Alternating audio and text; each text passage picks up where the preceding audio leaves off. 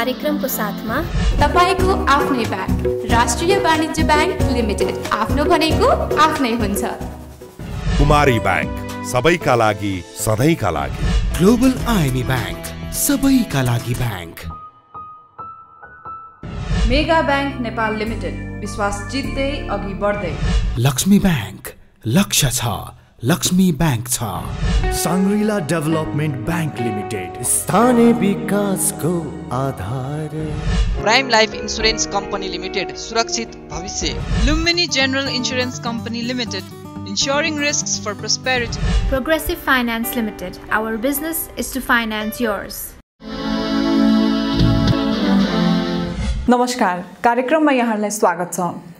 राष्ट्रिय प्राकृतिक स्रोत तथा वित्त आयोगले आगामी आर्थिक वर्षमा कुल गृहस्थ उत्पादनको 5.5% भित्र आन्तरिक ऋण परिचालन गर्न सरकारलाई सिफारिस गरेको छ। यो अनुसार सरकारले अधिकतम 2 खर्ब 34 अर्ब रुपैयाँ आन्तरिक ऋण उठाउन सक्नेछ। यता नेपाल पर्यटन बोर्डले निषेध आज्ञापछि मुलुकका विभिन्न भागमा रोकिएका पर्यटकहरूको उद्धार र समन्वय गर्न विपद व्यवस्थापन तथा सञ्चार सेल गठन गरेको छ। कुनै पर्यटक कतै अलपत्र परेमा बोर्डले उद्धारमा सहजीकरण गर्नेछ। आजको कार्यक्रममा हामी लकडाउनले थला परेको अर्थतन्त्र, निषेध आज्ञाले थप सङ्कटमा, कोरोना बिमाको नयाँ पोलिसी अब जारी नहुने र विशिष्टकृत लगानी कोषले पुँजी परिचालनमा सघाउ पुर्याउने विश्वास लगायत साताका थप आर्थिक सामग्रीहरू लिएर उपस्थित भएका छौँ। आउनुहोस् आजको कार्यक्रम सुरु गरौँ। नेपालमा कोरोनाको नयाँ भेरिएन्ट फैलिएपछि त्यसको नियन्त्रणका लागि सरकारले काठमाडौँ उपत्यका सहित मुलुकका विभिन्न भूभागमा निषेधाज्ञा जारी गरेपछि अत्यावश्यक बाहेकका सम्पूर्ण आर्थिक गतिविधिहरू ठप्प छन्। यसअघि लकडाउनमा अर्थतन्त्र नराम्ररी प्रभावित भएको थियो। लकडाउनले थलिएका पर्यटन लगायत साना तथा मझौला उद्यमीहरू अझै उठ्न सकेका छैनन्। यही बीचमा पुनः जारी गरिएको निषेधाज्ञाले सबै क्षेत्रमा अर्को चिन्ता थपिएको छ।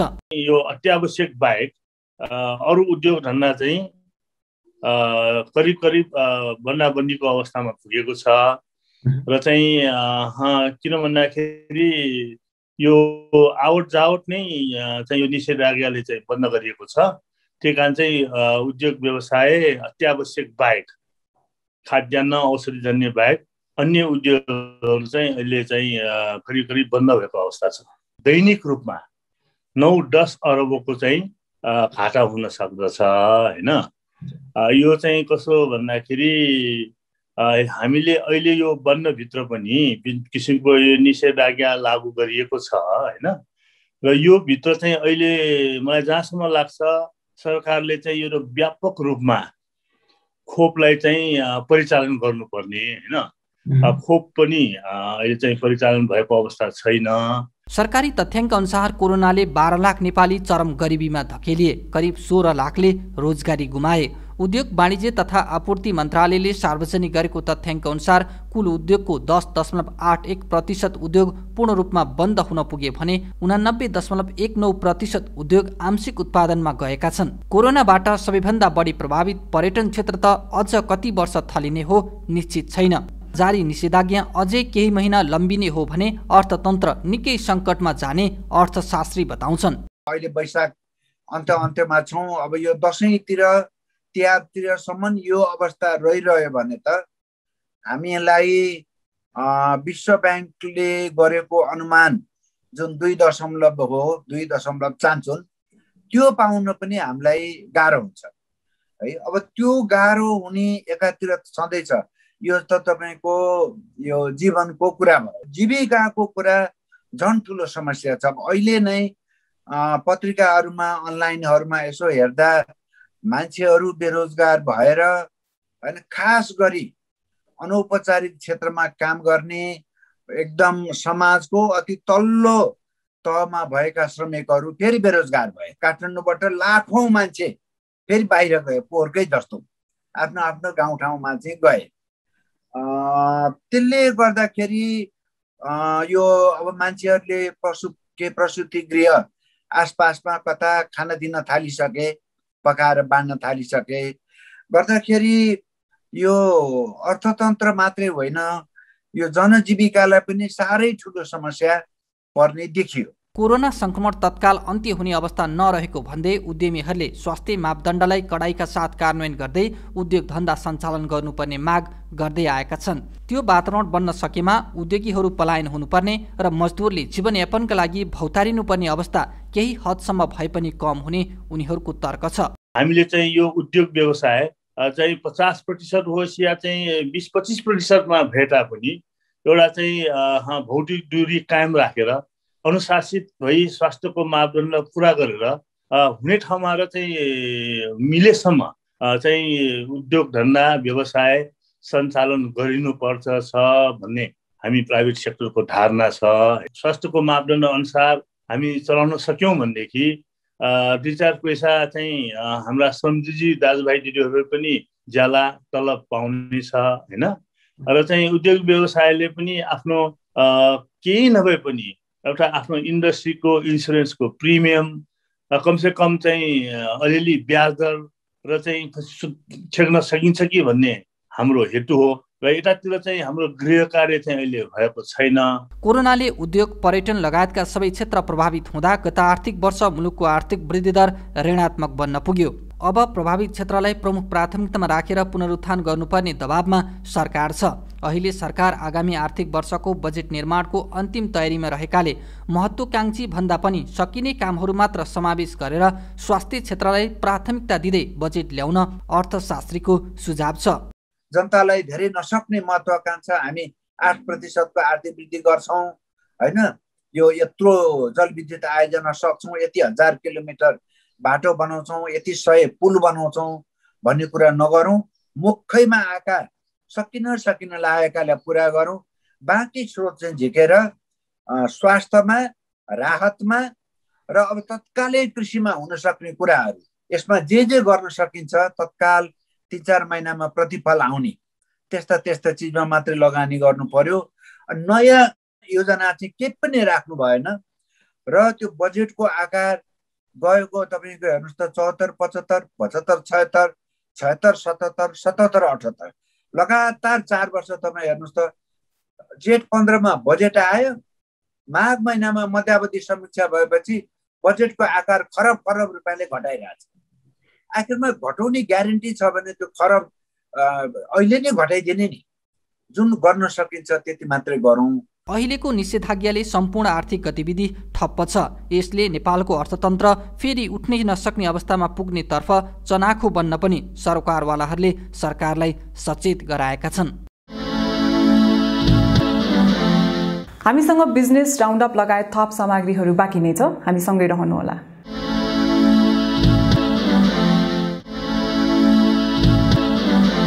पछिल्लो समय काठमाडौँ उपत्यकामा हरियो तरकारीको मूल्य घटेको छ। निषेध आज्ञा जारी गरेसँगै उपत्यकाबाट धेरै मान्छे आफ्नो जिल्ला गएपछि यहाँ खपत घट्दा तरकारीको मूल्यमा गिरावट आएको हो। उता मास्क, सेनिटाइजर, अक्सिमिटरमा भने अचाक्ले मूल्य वृद्धि भएको उपभोक्ताको गुनासो छ। कोरोना संक्रमण बढेको बेला सरकारले अनुगमन तीव्र नबनाउँदा व्यापारीले ती सामग्रीमा मनमानी मूल्य वृद्धि गरेको गुनासो छ। थप आर्थिक सामग्री सहितको अबको प्रस्तुति बिजनेस राउन्डअप। नेपाल धितोपत्र बोर्डले विशिष्टकृत लगानी कोष स्थापनाका लागि सङ्गठित संस्थाहरूलाई स्वीकृति दिएको छ। बोर्डले वैकल्पिक लगानीको क्षेत्र पहिचान गर्ने क्रममा venture capital, private equity fund, has fund जस्ता उपकरण मार्फत पुँजी परिचालन गर्ने माध्यमको रूपमा वैकल्पिक लगानी कोषको विकास गर्न लागेको हो। विशिष्टकृत लगानी कोष नियमावली 2075 मार्फत बोर्डले 5 वटा सङ्गठित संस्थाहरूलाई कोष स्थापना र व्यवस्थापनको स्वीकृति दिएको छ। हामीले यसपालि जम्मा 9 वटा एप्लिकेसनहरू हाम्रा परेका थिए। 9 वटा एप्लिकेसनमध्ये डकुमेन्टहरू पुरा गर्ने 5 वटा कम्पनीहरूलाई हामीले अहिले इजाजत दिएका छौँ, जसमध्ये एउटा चाहिँ कम्प्लिटली निजी क्षेत्रबाट प्रवर्धित छ र 4 वटा चाहिँ मर्चेन्ट ब्याङ्करहरूबाट प्रवर्धित छ। अब यसमा चाहिँ तपाईँको एउटा चाहिँ ग्लोबल इक्विटी भनेको चाहिँ के अरे निजी क्षेत्रबाट प्रवर्धित हो, यो मर्चेन्ट ब्याङ्करहरू छैनन् यसमा। र त्यसदेखि पछाडि लक्ष्मी क्यापिटल, एनएमबी क्यापिटल, त्यसपछि आएर एनआइबिएलएस क्यापिटल र चाहिँ यो एनआइसी एसिया क्यापिटल, यो 4 वटाले गरेका छन्। गर्दाखेरि यो 5 वटालाई हामीले पहिला सुरुमा दिएका छौँ। यस्तै पोहोर सालको मोनिटरी पोलिसीमा राष्ट्र ब्याङ्कले के गरेको थियो भने कमर्सियल ब्याङ्कहरूले पनि पिबिसी मार्फत रुग्ण उद्योगहरूलाई रुग्ण व्यवसायहरूलाई अथवा चाहिँ जटिल समस्या परेका उद्योगहरूलाई रिभाइभ गर्नको निम्ति PVC private equity venture capital ल्याउने भनेको थियो। अहिले कमर्सियल ब्याङ्कहरूले पनि 5-6 अर्बको प्राइभेट इक्विटी भेन्चर क्यापिटल ल्याउने भनेर प्रयास गरिरहेका छन्। यो आयो भने हाम्रो मुलुकमा यही साल आउने साल हामीले चाहिँ 20 अर्ब जतिको पुँजी परिचालन गरेर उद्योगहरूलाई विकास गर्न सक्छौँ। नेपालको पुँजी बजारमा हाल सेयर, डिबेन्चर, सामूहिक लगानी कोष जस्ता परम्परागत लगानीका उपकरण उपलब्ध छन्। यो कोष सञ्चालनमा आएसँगै पुँजी बजारमा नयाँ उपकरण भित्रने छ भने स्टार्टअप व्यवसायमा पुँजी परिचालन, निजी क्षेत्रको स्रोत परिचालन, उद्योग तथा परियोजनाको विकास र विस्तार हुने विश्वास छ। यो नेपालको सन्दर्भमा एउटा चाहिँ नवीनतम चाहिँ संस्थाहरू हो यिनीहरू भनेको। अब यो विशिष्टीकृत लगानी कोषहरूले चाहिँ खास गरी निजी क्षेत्रको पुँजीलाई परिचालन गरेर उद्योग व्यवसायहरू सञ्चालन गर्ने वातावरण बनाउँछन्। खास गरी हाम्रो मुलुकमा अब अहिले चाहिँ जुन कोभिडको समस्या आयो, अब यसमा दुईटा क्षेत्र असाध्यै प्रभावित भएका छन्। एउटा क्षेत्र भनेको चाहिँ ब्याङ्किङ सेक्टर हो। ब्याङ्किङ सेक्टरमा पनि खास गरी ऋणीहरू जहाँ जुन उद्योगीहरू छन्, परियोजनाहरू छन्, उनीहरूलाई समस्या पर्यो भने ब्याङ्क आफैले फाइनेन्सिङ गर्ने मोडालिटी भन्दा निजी क्षेत्रको फाइनेन्सिङ गर्ने मोडालिटी बढी प्रभावकारी हुन्छ। विश्वभरि चाहिँ के छ भने यस्तो अवस्थामा उद्योगहरूलाई परियोजनाहरूलाई पुनरुत्थान गर्नु पर्यो भने चाहिँ निजी क्षेत्रको पुँजी परिचालन गरेर यिनीहरूलाई अगाडि बढाउँछन्। एउटा कुरा सञ्चालन भइरहेको उद्योगको हकमा। यस्तै कोषको सञ्चालनसँगै स्वदेशी तथा विदेशी लगानी आकर्षण गरी लगानीका नयाँ अवसरहरू प्रदान गर्न सकिने बताइएको छ। विश्व बजारमा वैकल्पिक लगानी कोष मार्फत अरबौं रुपैयाँ निजी क्षेत्रमा पुँजी परिचालन भएको उदाहरण प्रशस्तै छ। अहिले चाहिँ एफएनसिसिआईले चाहिँ स्टार्टअप बिजनेसहरू गर्ने भनेको छ, रोजगारी अवसरहरू बढाउने भनेको छ। यसको लागि रिसोर्सेस कहाँबाट आउँछ त? यसको लागि रिसोर्सेस निजी क्षेत्रबाट आउँछ। निजी क्षेत्रले कसरी परिचालन गर्छ भन्दाखेरि यस्तै विशिष्टीकृत लगानी कोषहरू मार्फत गर्ने हो। अब विशिष्टीकृत लगानी कोषहरूले अन्य मुलुकहरूको उद्योग धन्दा परियोजना विकास गरेर आर्थिक विकासमा ठुलै योगदान गरेका छन्। तर हाम्रो मुलुकमा चाहिँ नियमावली बन्यो, तर चाहिँ यस्ता संस्थाहरूले लामो समयदेखि इजाजत पाएका थिएनन्। त्यसैले हामीले ग्रेजुअली यस्ता संस्थाहरू जन्माउने अहिले प्रयास गरिरहेका छौँ। केही न केही त गर्नु पर्यो नि, पुँजी बजारलाई चलायमान त बनाउनु पर्यो नि, अथवा निजी क्षेत्रलाई चलायमान त बनाउनु पर्यो नि। अब यसको महत्त्वपूर्ण ठाउँ भनेको के हो भने यो पिबिसी हो, भने प्राइभेट इक्विटी भेन्चर क्यापिटल हो।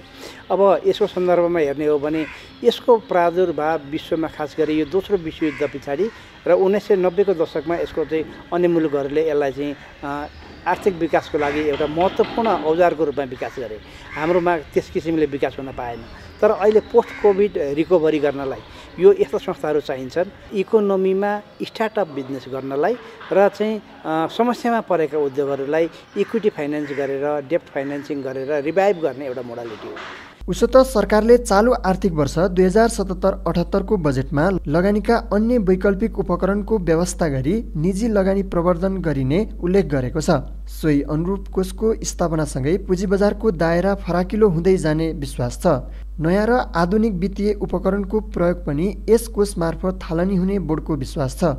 हाई रिसोर्स नेटवर्थ भएका व्यक्तिहरूबाट रिसोर्स कलेक्सन गर्छ र 200 जनासम्म एउटा कोषले 200 जनासम्मबाट रिसोर्स सञ्चालन गर्छ र 50-50 लाखका दरले 200 जनासम्मबाट सङ्कलन गरेर त्यो रिसोर्सलाई विभिन्न किसिमको उद्योग व्यवसाय चाहिँ स्थापना गर्न, सञ्चालन गर्न र रिभाइभ गर्नको निम्ति फाइनेन्सिङ गरिदिन्छ।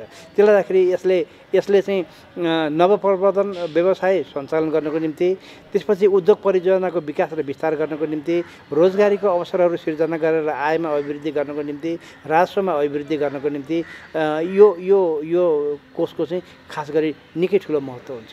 अन्तर्राष्ट्रिय अभ्यास हेर्ने हो भने विभिन्न मुलुकमा यसलाई विभिन्न समयमा अवलम्बन गरिसकेका छन्। यसको हिस्ट्री राम्रो छ, यसको पर्फर्मेन्स राम्रो छ। भारतमा चाहिँ 1901 देखि नै यसको चाहिँ कारोबार सुरु भएको हो। तर भारतको चाहिँ सेबीले चाहिँ 2011 मा आएर यसलाई चाहिँ लिगलाइज गरिदियो। बङ्गलादेश र पाकिस्तानले 2012 मा आएर यसलाई लिगलाइज गरिदिए र तिनीहरूबाट जे जति संस्थाहरू जन्मेका छन् तिनीहरूको पर्फर्मेन्सहरू असाध्यै राम्रो छ। ठुला संस्थागत लगानीकर्ता र उच्च नेटवर्थ भएका व्यक्तिगत लगानीकर्ता मार्फत पुँजी परिचालन गरी उद्योग व्यवसायको विकास र विस्तार गर्न यो कोषको आवश्यकता र महत्त्व ठुलो रहेको जानकार बताउँछन्। कोरोनाको जोखिम बढेसँगै काठमाडौँ उपत्यका लगायत मुलुकका विभिन्न भागमा आलो पालो प्रणालीमा सीमित कर्मचारी राखेर ब्याङ्क तथा वित्तीय संस्थाहरूले सेवा दिइरहेका छन्। नेपाल राष्ट्र ब्याङ्कले पनि न्यून कर्मचारी राखेर सेवा दिन यसअघि नै ब्याङ्क तथा वित्तीय संस्थाहरूलाई निर्देशन दिइसकेको छ। 25% चाहिँ ब्रान्चहरू काठमाडौँ उपत्यकामा विशेष गरी खोल्ने र त्यस पछाडि हेड अफिस चाहिँ 20% भन्दाखेरि हामी करिब अहिले 70% जति चाहिँ मान्छेहरू चाहिँ वर्क फ्रम होम गरेर काम गरिरहेछौँ।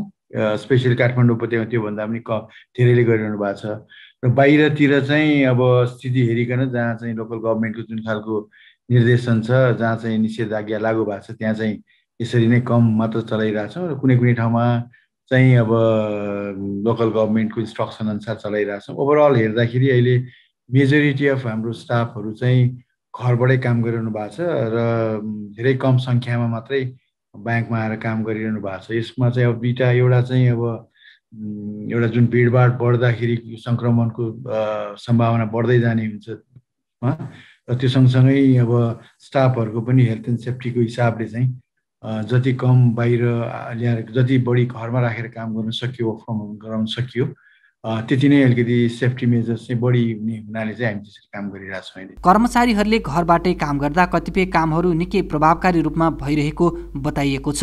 सङ्क्रमणको उच्च जोखिम रहेको यो बेला ग्राहकलाई पनि डिजिटल उपकरणहरूको प्रयोगमा जोड दिन ब्याङ्कर्सहरूले आग्रह गरेका छन्। हाम्रो पहिलेको एक्सपिरियन्स पनि निकै राम्रो छ। उहाँले निकै राम्रोसँग बसेर अझ कुनै कामहरूमा त अझ बढी प्रोडक्टिभ भएको पनि हामीले फिल गरेका छौँ। बढी फोकस भएर काम गर्न पाउँदाखेरि र अलिकति चाहिँ विभिन्न किसिमको डिस्ट्र्याक्सन्सहरू अफिसमा आउँदाखेरि ट्राफिक जाम यसोले भन्दाखेरि अलि अझै बढी टाइम चाहिँ काम गर्न पाइरहेको अवस्था र वर्क फ्रम होम गर्दाखेरि अझै अब विभिन्न किसिमको चाहिँ फोकस टास्कहरू गर्दाखेरि अझै राम्रो रिजल्ट पनि आइरहेको अवस्था थियो। एटिएम्सहरू, मोबाइल ब्याङ्किङ, क्युआर यो सबै अहिले हामीले जुन डिजिटल च्यानलहरूलाई युज गरिरहेछौँ। त्यसकारण त्यस्तो एकदमै थोरै मान्छेहरूलाई मात्र अप्ठ्यारो होला, नभए सानोतिनो कारोबारहरू गर्नलाई अहिले डिजिटल च्यानल नै अभाइलेबल भएको हुनाले, सम्पूर्ण रूपमा अभाइलेबल भएको हुनाले त्यति धेरै समस्या चाहिँ छैन।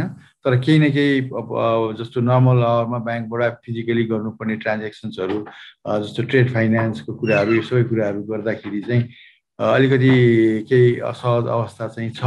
हाल मुलुकका 55 भन्दा बढी जिल्लामा कतै आंशिक त कतै पूर्ण निषेधाज्ञा जारी छ। हामीसँग बीमा सम्बन्धी सामग्री बाँकी नै छ, त्यसअघि एउटा छोटो ब्रेक।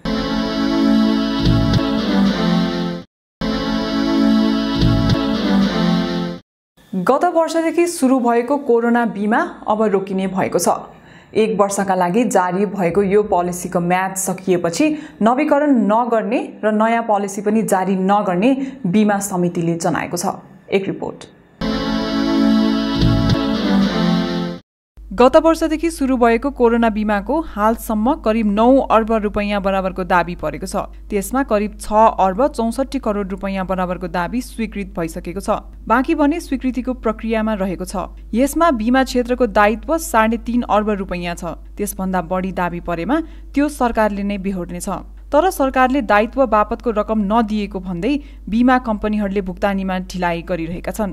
66-67 हजार चाहिँ नि यो टोटल भुक्तानी नै भइसकेको छ, दाबीको भुक्तानी भइसकेको छ। अब अलिकति अझ बाँकी छ, त्यो पनि भुक्तानीको क्रममै छ हैन। अब विभिन्न कम्पनीहरूले भुक्तानी गर्नुपर्ने भएको हुनाले चाहिँ नि भुक्तानी क्रममा छ। अलिकति बढी चाहिँ नि भुक्तानी हुन नसकेको ठाउँ भनेको राष्ट्रिय बीमा यो चाहिँ नि कम्पनीबाट हो हैन। अब त्यसको आफ्नै समस्या छ, किनभने सबै राष्ट्र सेवा कर्मचारी सेना प्रहरीको बीमा त्यहाँ हुन्छ। अब त्यहाँबाट चाहिँ नि बीमाको अलिकति भएको छ, तर हामीले उसलाई चाहिँ खसिडिरहेका छौँ। तर जनरल पब्लिकको बीमा भनेको चाहिँ नि अरू कम्पनीले गरेका छन्। जसरी हुन्छ यो बीमाको तपाईँहरूले भुक्तानी चाहिँ नि असाढ मसान्तसम्मको चाहिँ बिमाको हामीका दाबी आएको छ भने हामीले भुक्तानी गर्नुपर्छ। हामीले गर्न भने फेरि बजारको विश्वसनीयता हराउँछ। त्यस कारणले गर्नुपर्छ र नपुग भएको पैसा नेपाल सरकारले दिन्छु भनेको छ। नेपाल सरकारको पैसा आउनु अलिकति टाइम लाग्न सक्छ, तर पैसा सरकारले दिन्छु भनेपछि पैसा आउँछ नै। तपाईँहरू गर्नुहोस्, हिसाब चाहिँ नै समितिमा पेश गर्नुहोस्, समितिले पैसा मागेर गभर्मेन्टबाट दिन्छ। त्यस कारणले यसमा त्यति साह्रो समस्या अलिक ढिलाइ त भएकै हो, किनभने प्रत्येक डकुमेन्ट चाहिँ ठिक हो कि होइन भन्ने कुरो चाहिँ EDCDमा गएर हामीले चाहिँ चेकअप गराउनु पर्ने हुन्छ।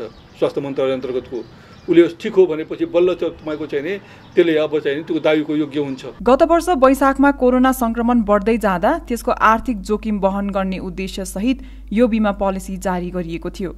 पछिल्लो समय कोरोना संक्रमण अझ फैलिदो क्रममा रहेको छ, तर 1 वर्षका लागि जारी भएको यो बीमा पोलिसीको अवधि पूरा भएपछि अब नयाँ बीमा जारी नगर्ने मनस्थितिमा कम्पनी र समिति पुगेको छ। यस्ता खालका तपाईँको चाहिँ महामारीको बिमा हुँदैन, संसारभरि कोही पनि हुँदैन यसको बिमा। हामीले त एउटा चाहिँ टेस्ट गऱ्यौँ, गत वर्ष टेस्ट गऱ्यौँ होइन, मैले भने करिब करिब तपाईँको चाहिँ 90,000 भन्दा बढीको भुक्तानी दिनुपर्ने अवस्था हाम्रो छ। त्यो हाम्रो टेस्ट थियो। तर अब नेपाल सरकारको स्वास्थ्य बिमाको कार्यक्रम छँदैछ, स्वास्थ्य मन्त्रालयमा बिरामी भएपछि पाउने पैसाको व्यवस्था छँदैछ। त्यो जसले बिमा गराउनुपर्छ स्वास्थ्य मन्त्रालय अन्तर्गतको त्यो स्वास्थ्य बिमा कार्यक्रमबाट त्यो पैसा आउन सक्छ। औषधि उपचार गराएको बिरामी खर्च त्यसको लागि गरेको अब यो कोर्नै भनेर त भएको होइन, तर स्वास्थ्यको लागि गरेको हुनाले स्वास्थ्य बिमा चाहिँ अझ पनि एक्टिभेटै छ। तर कोरोना भन्ने बिमा अब चाहिँ हुँदैन। कोरोना बिमाको चाहिने असाढ मसान्तभित्रको भुक्तानी हामीले दिने हो, त्यसपछि चाहिने अर्को चाहिँ कोरोनाको नयाँ बिमा चाहिँ हुँदैन। समितिले संक्रमणको जोखिमलाई मध्यनजर गर्दै कम्पनीहरूलाई सेवा प्रवाह गर्न आग्रह पनि गरेको छ। बीमा सेवालाई सुरक्षित र सरल बनाउन कम्पनीलाई डिजिटल सेवातर्फ अगाडि बढ्न समितिको सुझाव छ। बीमालाई डिजिटलाइजेसन गर्न समितिले आवश्यक तयारी थालेको पनि जनाइएको छ। अब व्यवस्थितै हुँदैन भन्ने कुरो छैन, यो क्रमशः व्यवस्थित जान्छ। अब यो वर्ष नै अलिकति राम्रो व्यवस्थित भएर आउला, यो पछि अर्को वर्षमा झन् राम्रो व्यवस्थित हुन्छ। र बिमा हामीले सोचिरहेको, सरकारले सोचिरहेको कुरो के हो भन्दाखेरि प्रत्येक मान्छेको पहुँचमा बिमा पुग्नु पर्यो। अब यसको दुवै पाटो हुनसक्छ। कतिपय सजिलो ठाउँमा छ भने बिमा गराउने व्यक्ति आफै आउँछ, बिमा कम्पनीसम्म नजिक छ, सहज छ भने। होइन भने हामीले अब चाहिँ नि डिजिटल बेसलाई खोलिदिनु पर्यो। पढे लेखेका मान्छेले तपाईँको कम्प्युटरबाट चाहिँ बिमा गराउँछ, अनलाइन बिमा हुन्छ होइन। ती सबै कुरोहरूलाई चाहिँ कसरी गर्ने भन्ने बारेमा हाम्रो विभिन्न चरणमा छलफल भएको छ। हामी विभिन्नचोटि चाहिँ उहाँका सिइओहरूसँग बस्छौँ पनि, होइन। उहाँहरूलाई त्यस खालको चाहिँ तयारी गर्नुहोस् भन्ने छौँ। र उहाँहरूले मात्र तयारी गरेर पुग्दैन, त्यो तयारी हामीले पनि गर्नुपर्छ, समितिले पनि गर्नुपर्छ। हामीले भनिरहेका कुराहरू उहाँहरूले डिजिटल बेसमा गर्नु भएको छ छैन भन्ने कुरा हेर्न त हामी पनि डिजिटली जाने पर्फेक्ट हुनु पर्यो। त्यसको लागि हामी कहाँ पनि हामी आफूलाई पनि डिजिटाइज गर्नुपर्छ भन्ने हिसाबबाट हाम्रो पनि तयारी भइरहेको छ। यस्तै समितिले बीमा कम्पनीहरूलाई अस्वस्थ प्रतिस्पर्धा बढेको भन्दै सहज पनि गराएको छ। पछिल्लो समय सेवामुखी भन्दा पनि छिटो नाफा आर्जन गर्न कम्पनीहरूबीच अस्वस्थ प्रतिस्पर्धा बढेको भन्दै त्यसलाई समितिले सूक्ष्म अध्ययन गरिरहेको भन्दै सचेत गराएको छ। बिमा कम्पनीहरूले आफूलाई चाहिँ स्वशासित बनाउने, आफूले आफैलाई भन्नु न सुशासनका चाहिँ कुराहरू चाहिँ आफैले गर्ने, अनि बिमाले कम्पनीले चाहिने बिमा गर्ने ठाउँमा पुग्दाखेरि पब्लिक कहाँ पुग्दाखेरि चाहिने सत्य कुरोहरू भन्ने, पब्लिकको चाहिने त्यो सत्य कुरोबाट विश्वास जितेर बिमा गराउने, यस्ता कुराहरूमा चाहिने पहिलो प्रायोरिटी भनेको यस्ता कुराहरूमा चाहिने अब समितिको छ। अब अर्को कुरा के भने समितिले बिमा कम्पनीहरूलाई चाहिने अझ बढी विकसित होस्, अझ बढी नियमित होस्, अझ बढी व्यवस्थित होस् भन्नका लागि विभिन्न खालका चाहिने निर्देशिकाहरू परिपत्रहरू गरेको छ। यी निर्देशिका परिपत्रको पालना गर्ने हो भने बिमा कम्पनीहरू चाहिने जम्मै एउटा स्वशासित संस्थाको रूपमा आफूले आफैलाई गभर्न गर्ने संस्थाको रूपमा स्थापित हुन्थे। तर विडम्बना के हो भने त्यो कुरो अहिले चाहिने अहिलेसम्मको स्थितिमा चाहिने सबैले त्यसै अनुरूप काम नगरिदिएको हुनाले चाहिने बिमाको बजार अलिकति अपत्यारिलो हो कि भन्ने खालको चाहिने अवस्था रहेको छ। हाल नेपालमा कुल जनसङ्ख्याको करिब 27% जनतामा बिमाको पहुँच पुगेको छ। दर्शकवृन्द, यी थिए आजका प्रस्तुतिहरू। थप आर्थिक सामग्रीको लागि हाम्रो अफिसियल वेबसाइट www.arthakoartha.com लगइन गर्न सक्नुहुनेछ। हस् त, आजको कार्यक्रमको निर्धारित समय सकिएको छ। म लगायत सम्पूर्ण युनिटलाई बिदा दिनुहोस्। नमस्कार। यस कार्यक्रमको साथमा तपाईको आफ्नै ब्याङ्क राष्ट्रिय वाणिज्य ब्याङ्क लिमिटेड, आफ्नो भनेको आफ्नै हुन्छ। कुमारी ब्याङ्क, सबैका लागि सधैँका लागि। ग्लोबल आइएमई ब्याङ्क, सबैका लागि bank. Mega Bank Nepal Limited, विश्वास जित्दै अघि बढ्दै। लक्ष्मी ब्याङ्क, लक्ष्य छ, लक्ष्मी बैंक छ। साङ्ग्रिला डेभलपमेन्ट ब्याङ्क लिमिटेड, स्थानीय विकासको आधार। Prime Life Insurance Company Limited, सुरक्षित भविष्य। Lumini General Insurance Company Limited, ensuring risks for prosperity. Progressive Finance Limited. Our business is to finance yours.